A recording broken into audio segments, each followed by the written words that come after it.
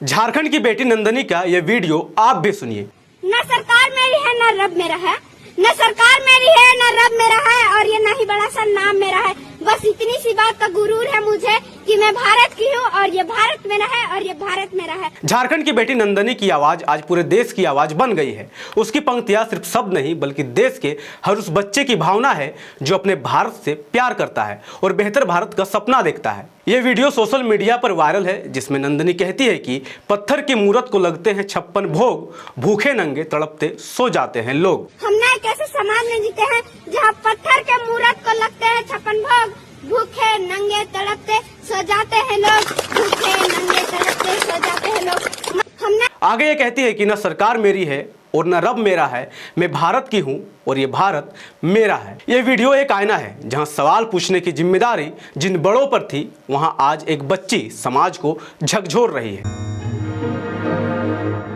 जोहार, जय भीम, जय फुले, जय बिरसा, जय साहू, जय पेरियार, जय संविधान। झारखंड की बेटी नंदनी का एक वीडियो इन दिनों सोशल मीडिया पर तेजी से वायरल हो रहा है। इस वीडियो में नंदनी ने रक्तदान को लेकर ऐसा सशक्त और भावुक संदेश दिया है जिसने लाखों लोगों को सोचने पर मजबूर कर दिया है।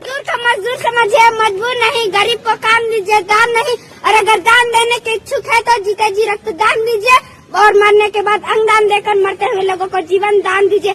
यही है सच्ची देशभक्ति। नंदनी ने बताया कि रक्तदान महादान है और एक यूनिट रक्त किसी की जिंदगी बचा सकता है। उनका यह संदेश खास तौर पर युवाओं के लिए प्रेरणादायक है। सोशल मीडिया पर लोग नंदनी की सोच, साहस और समाज के प्रति जिम्मेदारी की जमकर तारीफ कर रहे हैं। ट्राइबल आर्मी ने इस वीडियो को शेयर करते हुए लिखा, झारखंड की नंदनी जैसी बेटियां भारत का भविष्य है। जब एक आदिवासी बच्ची कविता के माध्यम से गरीबी, बेरोजगारी और सच्चे राष्ट्रवाद की बात करती है तो यह हमें याद दिलाता है कि देशभक्ति केवल प्रतीकों से नहीं बल्कि हर पिछड़े, अति पिछड़े और वंचित नागरिक को समान अवसर देने से मजबूत होती है। नफरत नहीं, समावेश ही भारत की असली ताकत है। कक्षा 7 में पढ़ने वाली नंदनी बाबा साहेब के पुण्यतिथि पर क्या कहती है, आप वो भी सुनिए। सूरज को देख तो सकते हैं पर छू नहीं सकते, लेकिन उसी कक्षा के बाहर खड़ा होकर पढ़ने वाला छात्र डबडबाई आंखों को लेकर खड़ा हुआ और बोला, मैं प्यास से तड़प के मर भी रहा हूँ लेकिन इस घड़े के पानी को देख तो सकता हूँ पर छू नहीं सकता, पी नहीं सकता, क्योंकि मैं एक अछूत जाति का हूँ और वह अछूत जाति का छात्र बल्कि कोई और नहीं, संविधान के निर्माता डॉक्टर बाबा साहेब भीमराव अम्बेडकर जी थे। आज 75 वर्ष बाद सवाल भी वही है, कक्षा भी वही है, पानी का घड़ा भी वही है, परंतु कुछ बदला है तो यह कि किसी भी जाति का छात्र हो वह सबके साथ में बैठकर पढ़ सकता है, खेल सकता है और पानी भी पी सकता है। और इतना ही नहीं, उस देश के सर्वोच्च पद पर बैठकर एक महिला आदिवासी के राष्ट्र को प्रशस्त कर सकती है। यह ताकत भी हमारी संविधान को, जब जब बात आए अधिकारों पे, संविधान हमारी रक्षा करी है। सूरज को देख तो सकते हैं पर छू नहीं सकते, लेकिन उसी कक्षा के बाहर खड़ा होकर पढ़ने वाला छात्र डबडबाई आंखों को लेकर खड़ा हुआ और बोला, मैं प्यास से तड़प के मर भी रहा हूँ लेकिन इस घड़े के पानी को देख तो सकता हूँ पर छू नहीं सकता, पी नहीं सकता, क्योंकि मैं एक अछूत जाति का हूँ और वह अछूत जाति का छात्र बल्कि कोई और नहीं, संविधान के निर्माता डॉक्टर बाबा साहेब भीमराव अम्बेडकर जी थे।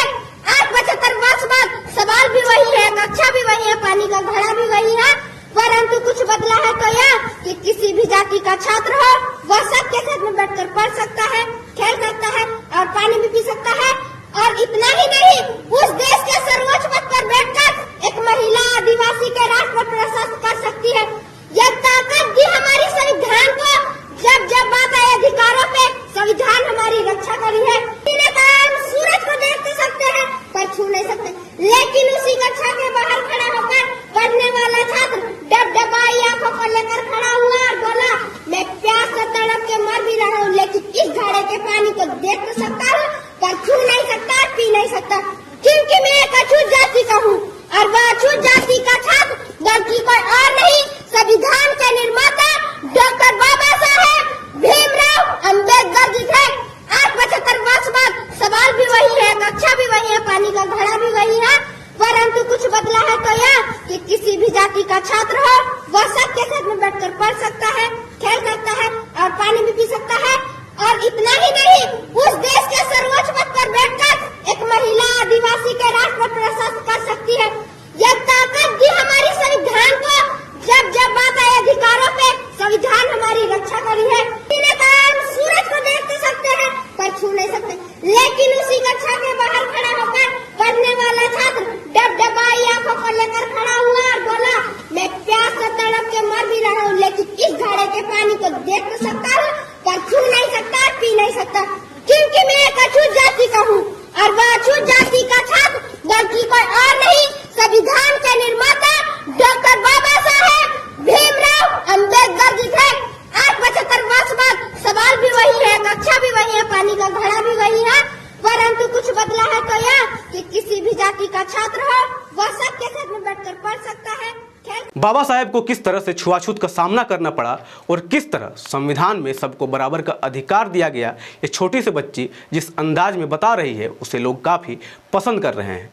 झारखंड की बेटी नंदनी की आवाज़ इसलिए खास नहीं है कि वह छोटी है, बल्कि इसलिए खास है कि वह सच बोल रही है। उसके शब्द किसी राजनीतिक भाषण से नहीं बल्कि जमीनी सच्चाई से निकल रही है। जब वो कहती है पत्थर की मूरत को लगते हैं 56 भोग, भूखे नंगे तड़पते सो जाते हैं लोग, तो यह केवल धार्मिक आडंबर पर सवाल नहीं है बल्कि हमारी सामूहिक प्राथमिकताओं पर चोट है। वह पूछ रही है कि क्या हमारी संवेदना मूर्तियों तक सिमट गई है और इंसान हाशिए पर चला गया है क्या। नंदनी की सबसे गहरी पंक्ति, न सरकार मेरी है और न रब मेरा है, मैं भारत की हूँ और ये भारत मेरा है। मेरी है न रब मेरा है, न सरकार मेरी है न रब मेरा है, और ये न ही बड़ा सा नाम मेरा है। बस इतनी सी बात का गुरूर है मुझे कि मैं भारत की हूँ और ये भारत मेरा है और ये भारत मेरा है। सरकार मेरी है न रब मेरा है। असल में एक पीढ़ी का बयान है। ये उस बच्ची की आवाज़ है जो सत्ता, धर्म और पहचान की खेमेबंदी से ऊपर उठकर खुद को सिर्फ भारत का नागरिक मानती है। यह पंक्ति बताती है कि आज के बच्चे व्यवस्था से मोहभंग महसूस कर रहे हैं, लेकिन देश से नहीं। सबसे अहम सवाल यही है कि जो काम बुद्धिजीवियों, नेताओं, शिक्षकों और समाज के जागरूक वर्ग को करना चाहिए था, सत्ता से सवाल, समाज को आईना दिखाना, वो आज एक बच्ची कर रही है। यह हमारे लिए गर्व से ज़्यादा आत्ममंथन का विषय है। क्या हमने अपनी जिम्मेदारी अगली पीढ़ी के कंधों पर डाल दी है? नंदनी का वीडियो चेतना भी है और उम्मीद भी। चेतावनी इसलिए कि अगर बच्चों को इतनी कम उम्र में व्यवस्था से सवाल पूछने पड़ रहे हैं तो कहीं ना कहीं बड़ों की चुप्पी बहुत लंबी हो चुकी है। और उम्मीद इसलिए कि यह पीढ़ी सवाल पूछना जानती है, डरती नहीं है और भारत को सिर्फ नारे में नहीं हकीकत में अपना मानती है। इस वीडियो को शेयर कीजिए और अपने विचार नीचे कमेंट कीजिए। धन्यवाद। जय संविधान, जय लोकतंत्र, जय भीम, जय मूल निवास। MNT न्यूज नेटवर्क को सब्सक्राइब करें, लाइक और फॉलो करना ना भूलें। साथ ही बेल आइकॉन दबाकर जन जागृति की मुहिम में जुड़े रहें।